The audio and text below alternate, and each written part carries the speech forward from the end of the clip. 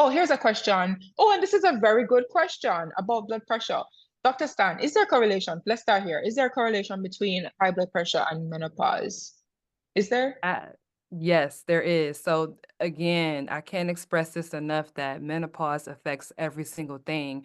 That's why me as an internist, I love it so much because it definitely affects how I treat and care for people.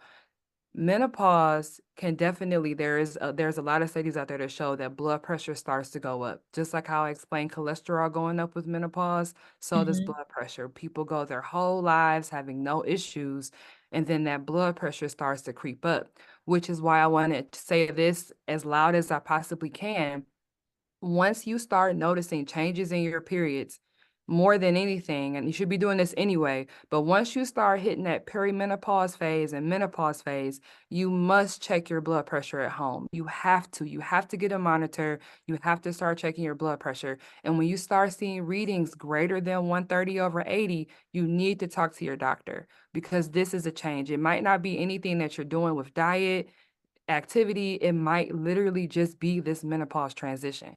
And so, because of that, sometimes we do have to start people on medication to regulate blood pressure because we know that when you're in the menopause phase, you're a greater risk for heart attack, stroke. In Black women, we don't have the same classic symptoms of heart attack. Women Mm. typically with heart attack, instead of having chest pain and pain radiating down the arm or jaw, we sometimes have stomach issues. So women might be having a heart attack literally and thinking that it's just GERD or acid reflux. So That we must is know this information so we can inform ourselves and check in on ourselves at least so we can self-advocate. that is scary.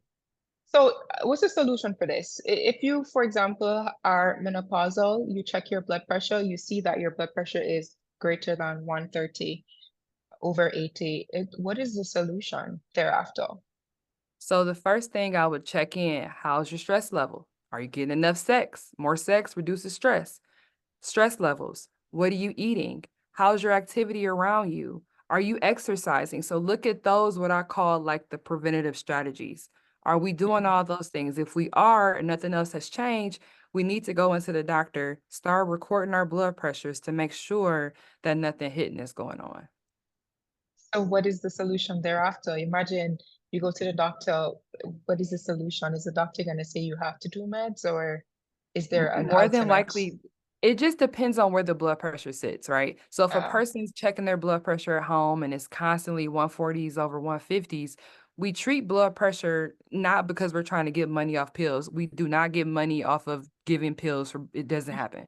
So what happens is to lower the blood pressure, we're actually lowering our risk of heart disease. So I would treat a person this exact same way who was not menopausal the same way I would treat them with medication. I would have them check it because sometimes they may not have to stay on the medication because initially during that transition, you might have a spike that then goes down on its own. So you might need medication depending on your situation for a short period of time. And then depending on how the numbers trend out as the transition goes and progresses, you may be able to come off of them. So it's the same exact treatment for non-menopausal and menopausal. okay, so what I heard was have more sex. Have more sex, yes.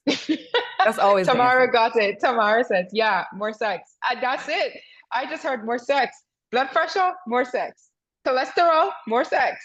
Stress, sex. Stress. Doc, at this point, we need you to be writing on the prescription. It's like, you know how they say take medication for 14 days, have sex for 14 days. Come That's what we back, want to follow see up. If it doesn't work, have more sex and then come back. Yes. twice a day. Time to up the medication. That's what we're looking at.